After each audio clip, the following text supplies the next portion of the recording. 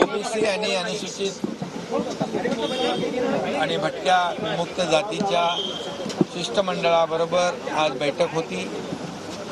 गेल्या अनेक दिवसापासून काही ठिकाणी ओबीसी समाजाच्या आणि मराठा समाजाची आंदोलनं सुरू होती आणि ओबीसीच्या मनामध्ये एक भीती होती की मराठा समाजाला जे आरक्षण देय आहे किंबहुना जी मागणी आहे ती ओबीसीचं आरक्षण किंवा इतर समाजाचं आरक्षण कमी करून मराठा समाजाला आरक्षण देण्याची काही भूमिका सरकारची नाही। मराठा समाजाला आरक्षण देताना इतर समाजावर कुठलाही अन्याय होणार नाही, त्यांचं आरक्षण कमी होणार नाही, ही भूमिका पहिल्यापासूनची आहे।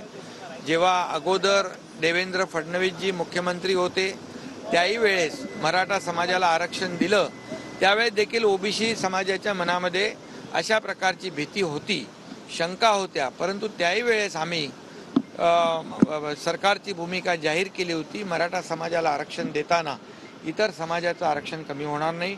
आजही तीच भूमिका आमची आहे। मराठा समाजाचं जे रद्द झालेलं आरक्षण आहे ते मिळवून देण्यासाठी सरकार कटिबद्ध आहे, परंतु ते देत असताना त्यावर कामही सुरू झालेलं आहे। ते देत असताना ओबीसी किंवा इतर समाजाचं आरक्षण कमी होणार नाही, त्यांच्यावर अन्याय होणार नाही, अशा प्रकारची भूमिका सरकारची आहे। त्याचबरोबर ओबीसी समाजाच्या काही इतर मागण्या होत्या, जसं सारथी आहे, अण्णासाहेब पाटील आर्थिक विकास महामंडळ आहे, बार्टी आहे, महाज्योती आहे, TRT आहे, यामध्ये काही प्रमाणामध्ये विसंगती या ठिकाणी त्यांनी निदर्शनास आणून दिली, तर त्यावर देखील सर्व समाजाच्या विद्यार्थ्यांना त्यामध्ये सुसूत्रता असली पाहिजे, समानता असली पाहिजे। परदेशी शिक्षण घेणाऱ्या विद्यार्थ्यांसाठी शिष्यवृत्ती, त्याचबरोबर जे व्याजाचा परतावा म्हणजे लोन फ्री इंटरेस्ट या बाबतीत देखील चर्चा झाली, हॉस्टेलच्या बाबतीमध्ये चर्चा झाली। अशा अनेक विषयांवर आजच्या बैठकीमध्ये सकारात्मक चर्चा झालेली आहे आणि ओबीसी समाजाला त्यांना त्यांनी देखील समाधान व्यक्त केलं। आमची भूमिका पूर्वी होती ती आजही सरकारची भूमिका आहे की मराठा समाजाला जे रद्द झालेलं मूळ आरक्षण देत असताना इतर कुठल्याही समाजावर अन्याय होऊ नये ही भूमिका त्यांना पटलेली आहे। मराठा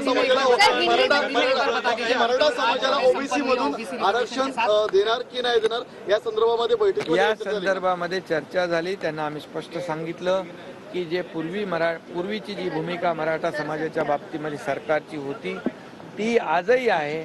जे रद्द झालेलं आरक्षण जे आहे ते मराठा समाजाला मिळवून देण्याची जबाबदारी सरकारची आहे, ती त्याच्यावर कामही सुरू झालेलं आहे। पण ते देत असताना इतर समाजावर, ओबीसी समाजावर किंवा इतर समाजावर अन्याय सरकार करणार नाही ही भूमिका स्पष्टपणे आज सरकारने मांडलेली आहे। आज ओबीसी समाज के जो प्रतिनिधि थे उनकी बैठक हुई है, उसमें कई लोग थे और उनके मन में जो संभ्रम था कि मराठा समाज को आरक्षण से लेकर वो दूर हुआ है। मराठा समाज को जब पहले आरक्षण जब हमारी सरकार ने दिया था, जब देवेंद्र फडणवीस जी मुख्यमंत्री थे, तब भी ओबीसी के समाज में यही डर था कि हमारा आरक्षण कम होगा क्या, लेकिन तब भी हमारी वही भूमिका थी। मराठा समाज को आरक्षण दिया था, तब ओबीसी का कम आरक्षण नहीं किया था। आज भी हमारी वही भूमिका है। मराठा समाज का जो रद्द हुआ आरक्षण है उसे फिर से दिलाने का काम सरकार की जिम्मेदारी है और ये देते वक्त ओबीसी समाज या अन्य समाज के ऊपर कोई भी अन्याय नहीं होगा।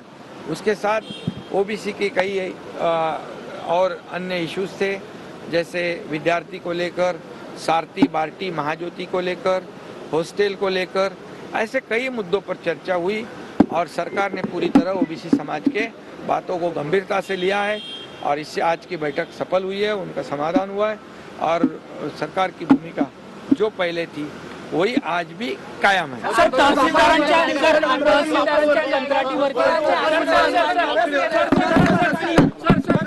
तर मराठा समाजाला आरक्षण देताना इतरांच्या आरक्षणाला धक्का लागणार नाही असं आश्वासन मुख्यमंत्री शिंदेंनी दिलेलं आहे।